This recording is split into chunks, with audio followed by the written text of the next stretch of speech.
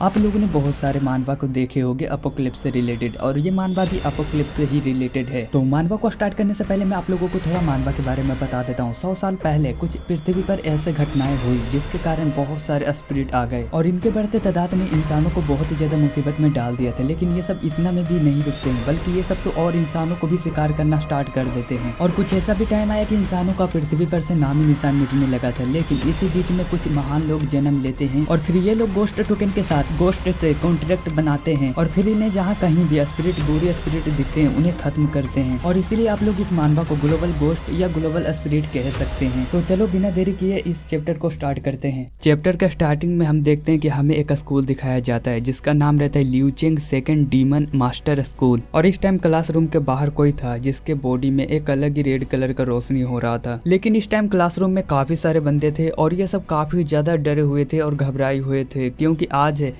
Spirit awakening ceremony, जिससे ये होगा कि ये सब काफी सारे स्पिरिट के साथ अपना कॉन्ट्रैक्ट साइन करेंगे। और फिर ये होगा कि इस दुनिया में काफी सारे घोस्ट बढ़ चुके हैं, उनसे ये सब फाइट कर सकते हैं। और इसलिए काफी सारे बच्चे डरे हुए और घबराए हुए थे। लेकिन वो सब आपस में बात करते हैं कि अगर मेरी एबिलिटी अवेकन नहीं हुआ और मैं किसी भी स्पिरिट के साथ अपना कॉन्ट्रैक्ट साइन नहीं कर पाया तो मेरा क्या होगा, और फिर कोई भी स्पिरिट मेरा दोस्त नहीं बन पाएगा। यहीं पे और बच्चे रहते हैं जो कि आपस में बात करते हैं कि मैंने सुना है कि इस सिटी में रहने वाले लोगों को 30 साल से पहले ही 10 बच्चे पैदा कर लेने चाहिए। और इस टाइम एक लड़का लड़की को समझा रहा था कि अगर स्पिरिट हमारे कंट्रोल से बाहर हो जाता है ना तो हमारे बचने का बस 10% चांस है। और यह सब सुनने के बाद ये लड़की काफी ज्यादा घबरा जाती है। लेकिन इसी टाइम पे ये लड़की कहती है कि मुझे ऐसा लग रहा है कि कोई तो आ रहा है क्लासरूम के अंदर। और इस टाइम क्लासरूम के अंदर कोई तो आता है, जिसके बाद यहाँ पर एक मोटा लड़का रहता है, वो काफी ज्यादा डर जाता है उसे देखकर। और यहीं पे हमारा मेन कैरेक्टर जिसका नाम है लिन फेंग, और ये 18 साल का है, घोस्ट मास्टर स्कूल का एक स्टूडेंट है। और इस टाइम लिन फेंग अपने मन ही मन में कहता है कि टाइम आ चुका है कि मैं अपने किस्मत को फिर से लिखूं, क्योंकि मैं फिर से वही चीजों को दोहराना नहीं चाहता हूँ जो कि 10 साल पहले हुआ था। और इस टाइम लिन फेंग के थोड़े बैक स्टोरी पे हम सब ध्यान दे देते हैं। और इस टाइम लिन फेंग 8 साल का था और ये जमीन पर गिरे हुए था और इसके आगे एक टाई था। और यहीं पे एक पति पत्नी का जोड़ा रहता है जिनका चेहरा साफ साफ नहीं दिख रहा था, लेकिन ये दोनों गुस्से में थे और आपस में बात कर रहे थे। तभी यहाँ पर मेल कहता है कि अगर ये ऐसे ही वीक स्पिरिट वाला टोकन लेता रहा तो ऐसा हो सकता है कि वीक टोकन को अवेकन करने के लिए बहुत ही ज्यादा समस्या होगा फ्यूचर में। और ये सब सुनने के बाद यहाँ पर फीमेल कहती है कि अरे इसे यहीं पे छोड़ दो, अगला बच्चा पैदा होने ही वाला है। और कुछ घंटे बाद जब लिनफेंग दीवार के सहारे बैठा हुआ था तभी वहाँ पर काफी सारे लोग आते हैं और उसका फोटो खींचते हैं और कहते हैं कि तू भी बेकार है भूतों की तरह। और ये सब कहते हुए कुछ लोग उसके टाई पे चढ़ते हैं और कहते हैं कि ये टोकन तुम्हारे ही जैसा बेकार है। लेकिन लिनफेंग अपने चेहरे से खून हटाते हुए कहता है कि मैं बेकार नहीं हूँ। और इतना कहने के बाद लिनफेंग पहले जो टाई पे बंदा चढ़ा हुआ था पहले उसे मारता है और यहाँ पर सबको मारता है और भाग जाता है। और अब आते हैं प्रेजेंट में, और लिनफेंग के आगे वही टाई रखा हुआ था जिसपे कुछ साल पहले कुछ लोगों ने चढ़ा और फेंका भी गया, लेकिन इसे बहुत ही ज्यादा लिनफेंग ने संभाल कर रखा था। और इस टाइम लिनफेंग अपने मन ही मन में कहता है कि जब तक मैं पावरफुल नहीं बनूंगा दूसरे लोग मुझे हमेशा ही सताते रहेंगे और दबाते रहेंगे। और आज किसी भी तरह से स्पिरिट अवेकन सेरेमनी में मुझे पास होना ही होगा, इसके लिए कुछ भी करना क्यों ना पड़े। और इस टाइम क्लासरूम में कोई आता है जिसके बाद वो फिर कहता है कि हेलो बच्चों कैसे हो तुम सब, मैं हूँ लियू चेंग और मैं डीमन टैमर एसोसिएशन का इंचार्ज हूँ। और यह सब सुनने के बाद लिनफेंग अपने मन ही मन में कहता है कि अब मैं समझ गया, यह है स्पिरिट अवेकन सेरेमनी का इंचार्ज, एक तरह से सुपरवाइजर भी। और इस टाइम लियू चेंग कहता है कि देखो बच्चे हम ज्यादा टाइम बर्बाद नहीं कर सकते और इसलिए जल्दी से जल्दी तुम लोग अपने अपने गोस्ट टोकन को निकाल लो। और यह सब सुनने के बाद यहाँ पे जितने भी बच्चे थे वो सब अपने अपने गोस्ट टोकन को निकालने लग जाते हैं। कुछ का जैकेट एक गोस्ट टोकन रहता है, कुछ का चाकू रहता है, कुछ का कुछ रहता है। और इस टाइम लिनफेंग भी अपना गोस्ट टोकन को निकाल लेता है और उसका गोस्ट टोकन रहता है टाई। और इस टाइम लियू चेंग कहता है कि देखो बच्चों जल्दी से जल्दी अपने अपने टोकन पे स्पिरिट को इकट्ठा करना स्टार्ट करो। और इस टाइम लिनफेंग अपने गोस्ट टोकन को अपने हाथों से उठाता है, जिसके बाद वो फिर अपने मन ही मन में सोचने लग जाता है कि किस तरह का गोस्ट टोकन में किस तरह का स्पिरिट को बुलाया जा सकता है। और इस टाइम लियू चेंग अपनी एबिलिटी का यूज करता है और फिर स्माइल करते हुए कहता है कि मेरे बच्चों आज वो दिन है जब तुम अपने दोस्त अपने साथी के स्पिरिट को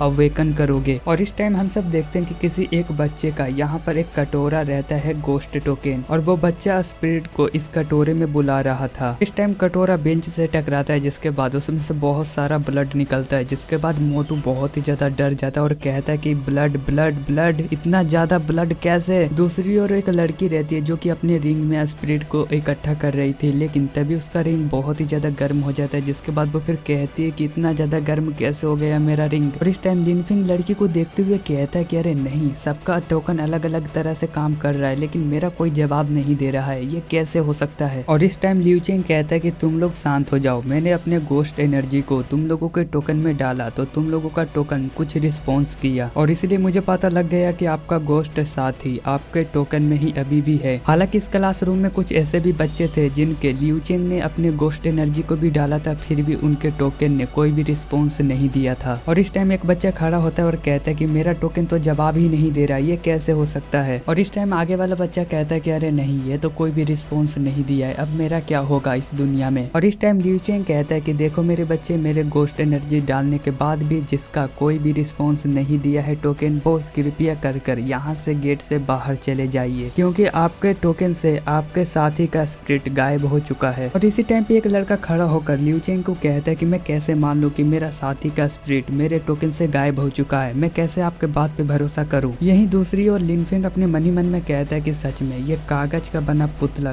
कोई तो इसे कंट्रोल कर रहा है, लेकिन ये भूत है, ये तो मैं जानता ही हूँ। लेकिन सबसे ज्यादा मुझे परेशानी इस बात से हो रहा है कि मेरे टोकन ने भी कोई भी रिस्पॉन्स नहीं दिया। और इस टाइम लिन फेंग के पीछे एक बैठा मोटा लड़का उस पे हंसते हुए कहता है कि लिन फेंग, मैंने तुम्हें पहले ही कहा था कि तुम घर से निकले एक कचड़े का टुकड़ा हो और तुम किसी भी तरह से इस टोकन से तो अपने स्पिरिट को समन नहीं कर पाओगे। आखिरकार लिन फेंग, तुम क्या देख रहे हो? मैं तो यही कहूंगा कि मैं अपने टोकन के साथ फ्यूचर में भूतों से लड़ूंगा। इतना कहने के बाद मोटा लड़का फिर खड़ा हो जाता है और कहता है कि जिसका टोकन कोई भी रिस्पॉन्स नहीं किया है, तुम लोग घर चले जाओ बेवकूफो, तुम लोग यहाँ पर क्या करोगे। यह शब्द सुनते ही एक लड़का खड़ा होता है और एक मुक्का मारता है बेंच पर और कहता है कि मोटे, तुझे क्या हो गया, तू फाइट करना चाहता है। और इस टाइम लड़के के पीछे ही रहता है लियू चेंग, लेकिन इसी टाइम पे लियू चेंग कहता है कि मोटे, आज तुम्हें मुझे हराना ही होगा। और इस टाइम जैसे ही लड़का मारने के लिए आगे बढ़ता है, लियू चेंग अपनी एबिलिटी का यूज करता है और इसके अंदर से एनर्जी ही निकाल लेता है। और इस टाइम लड़के के पास इतना भी एनर्जी नहीं बचता है कि वो सही से खड़े होकर उसे मारने के लिए जाए, लेकिन वो सीधा जमीन पर गिर जाता है। और यह सब देखने के बाद लिन फेंग बहुत ही ज्यादा डर जाता है, जिसके बाद वो फिर कहता है कि सच में ये भूत मास्टर की एबिलिटी है। और इस टाइम लियू चेंग कहता है कि जिन लोगों के पास भूत कंट्रोल करने की एबिलिटी है ही नहीं, वो सब यहाँ पर क्या करोगे, वो सब तो नॉर्मल कैटेगरी के लोग में भी नहीं आते हो, तो यहाँ से चले जाओ। और अगर तुम लोग नहीं जाओगे तो इसके जैसा हाल कर दूंगा, तो क्या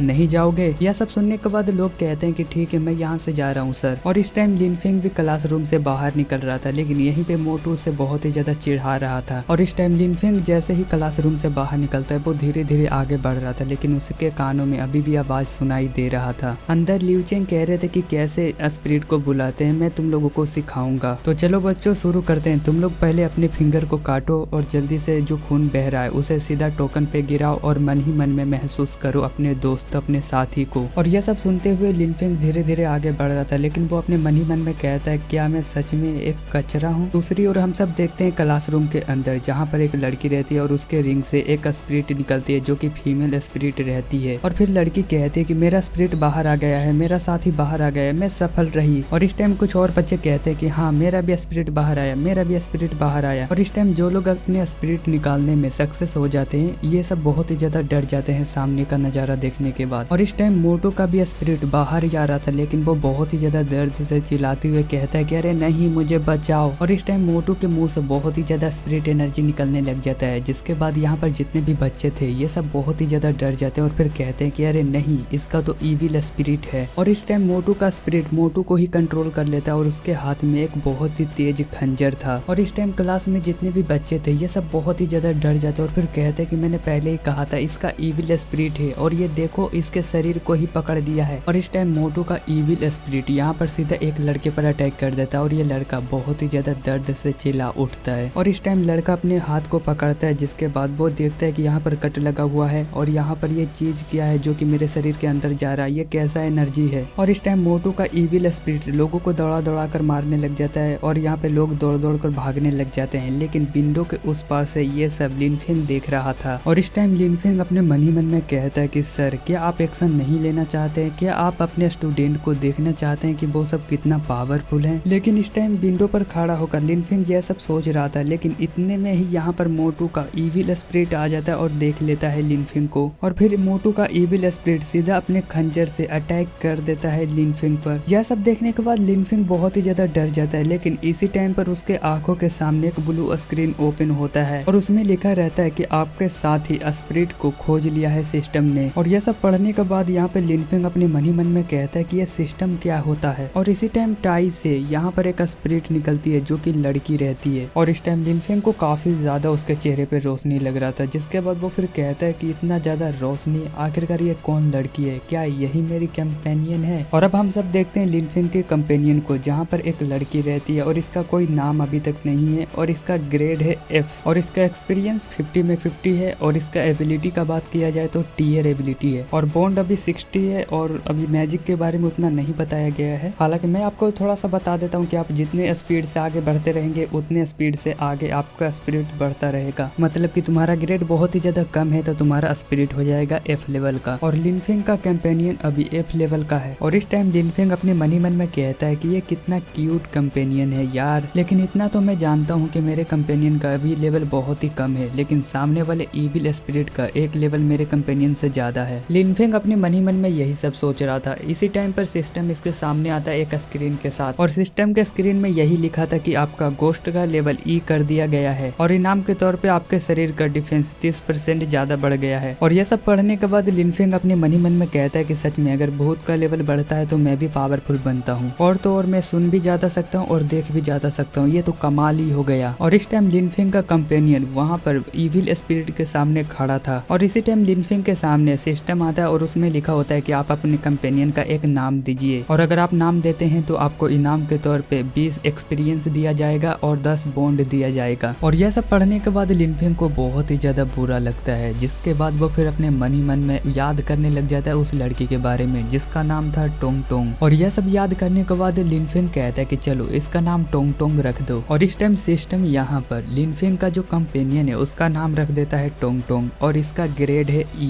मतलब कि लेवल, पोटेंशियल है डबल स्टार और एक्सपीरियंस है 20 और इसकी एबिलिटी का नाम है टीयर और इविल स्पिरिट मोड में भी जा सकती है और इसका बॉन्ड है 70। और इस टाइम मोटू के अंदर इविल स्पिरिट रहता है, वो बहुत ही ज्यादा लिनफेंग को खत्म करना चाहता था और ये बहुत ही ज्यादा स्माइल करने लग जाता है और फिर अपनी एबिलिटी का यूज करता है, जिसके बाद यहाँ पर मोटू के शरीर में बहुत ही ज्यादा इविल स्पिरिट का एनर्जी दौड़ने लग जाता है। और इसी टाइम पे लियांचिंग क्लासरूम से बाहर आते हैं और फिर देखते हैं कि ये स्पिरिट बच्चे पर काबू कर लिया है, जिसके बाद वो फिर कहते हैं कि बच्चों तुम लोग पीछे हट जाओ, ये D लेवल का स्पिरिट है और ये बहुत ही ज्यादा पागल हो रहा है। हालांकि हमें यहाँ पर गोस्ट के बारे में बताया गया है, लेकिन मैं तुम्हें शॉर्ट में बता देता हूँ। अगर तुम क्लास E में हो ना तो तुम E लेवल के ही गोस्ट को कंट्रोल कर सकते हो, जैसे ये मोटू E लेवल क्लास में था, लेकिन मोटू का स्पिरिट निकला D लेवल का और इसलिए मोटू को ही इविल स्पिरिट ने कंट्रोल कर लिया। और इस टाइम लिनफेंग कुर्सी को पकड़कर उसे घसीटते हुए आगे लेकर आ रहा था और अपने मन ही मन में कहता है कि ओ अगर ये क्लास D लेवल का इविल स्पिरिट है तो मेरा कंपेनियन टोंग टोंग ये अभी E लेवल पे है, तो मुझे साफ साफ पता लग रहा है कि मेरा टोंग टोंग यहाँ पर फाइट नहीं कर पाएगी। और वैसे भी स्पिरिट से फाइट करना ये एक जोखिम भरा काम है, फिर भी भले ही आप कितना भी कंट्रोल क्यों ना करे स्पिरिट को, लेकिन अपने आप पर सबसे ज्यादा भरोसा रखना चाहिए। लिनफेंग यह सब सोच रहा होता है, लेकिन इतने में ही मोटू का जो इविल स्पिरिट रहता है वो हमला करने के लिए दौड़ते हुए आ रहा था लिनफेंग पर। लिनफेंग भी इविल स्पिरिट से फाइट करने के लिए अपने हाथ में कुर्सी लेकर आगे बढ़ता है, लेकिन इस टाइम लिनफेंग अपने मन ही मन में कहता है कि अरे नहीं, मेरा स्पीड भी बढ़ चुका है और मैं हमले को भी देख सकता हूँ। इतने में ही इविल स्पिरिट का यहाँ पर खंजर जैसे ही लिनफेंग को लगने वाला था, लिनफेंग अपनी कुर्सी को जल्दी से और स्पीड से घुमाता है और फिर जैसे ही इविल स्पिरिट का यहाँ पर हमले को ब्लॉक करने के लिए कुर्सी से मारता है लिनफेंग। जैसे ही लिनफेंग का कुर्सी में छेद करते हुए इविल स्पिरिट का हाथ बाहर निकल जाता है। हालांकि इस टाइम तो कुर्सी के टुकड़े टुकड़े हो गए थे, लेकिन इविल स्पिरिट के चेहरे पर एक अलग ही लेवल का स्माइल था और इस टाइम लिनफेंग सीधा जमीन पर गिरने ही वाला था और इतने में इविल स्पिरिट उस पर हमला कर देता है। और इस टाइम जैसे ही लिनफेंग को इविल स्पिरिट का खंजर लगने ही वाला था और इतने में लिनफेंग अपने मन ही मन में कहता है कि मैं ज्यादा पीछे हट नहीं सकता, अब मेरे साथ क्या होगा। लेकिन इसी टाइम पे लिनफेंग का कंपेनियन टोंग टोंग यहाँ पर आती है और उस खंजर को रोक लेती है, लेकिन इसके हाथों से बहुत ही ज्यादा ब्लड आने लग जाता है, लेकिन यहाँ पर लिनफेंग बच गया था। और यह सब देखने के बाद लिनफेंग कहता है कि टोंग टोंग तुमने मुझे बचाया। और इस टाइम पे टोंग टोंग अपनी इविल स्पिरिट फॉर्म में आ जाती है, जिसके बाद यहाँ पर वो खंजर को एक झटके में टुकड़ों टुकड़ों में कर देती है और खंजर का आधा हिस्सा बच गया था, जिसे टोंग टोंग ऊपर की तरफ में धक्का दे देती है। और इस टाइम पे D लेवल का इविल स्पिरिट सीधा जमीन पर गिरने ही वाला था, लेकिन टोंग टोंग का इविल स्पिरिट मोड का ऑरा एक अलग ही लेवल पर था। और यह सब लिनफेंग देखते हैं तो वो अपने मन ही मन में कहता है कि यह तो टोंग टोंग का सेकंड फॉर्म है। लेकिन यहीं पे लियांचिंग रहते हैं और यह सब नज़ारे को देखने के बाद वो अपने मन ही मन में कहते हैं कि एक E लेवल का स्पिरिट डी लेवल के स्पिरिट से कैसे सामना कर सकता है। और अब हम सब देखते हैं डी लेवल स्पिरिट को, जहाँ पर टोंग टोंग अपने हाथों के स्लेश से ही बहुत ही ज्यादा उसे मार रही थी। और इस टाइम डी लेवल का स्पिरिट ई लेवल के स्पिरिट से बहुत ही ज्यादा हार रहा था और चिल्ला रहा था। और इस टाइम ईविल स्पिरिट को यहाँ पर टोंग टोंग गुस्से में देख रही थी, जिसके बाद वो एक मारती है, जिसके बाद ईविल स्पिरिट सीधा जमीन पर उड़कर गिरता है। और फिर जमीन पर गिरते ही मोटू का डी लेवल का ईविल स्पिरिट मोटू के शरीर को छोड़ता है और चला जाता है। और मोटू इस टाइम बेहोश था। और इसी टाइम सिस्टम एक स्क्रीन के साथ आता है और उसमें लिखा होता है कि आपके स्पिरिट ने एक डी लेवल की ईविल स्पिरिट को खत्म कर दिया है और इसीलिए आपको इनाम के तौर पर एक्सपीरियंस 80 मिलता है, बॉन्ड 10 मिलता है।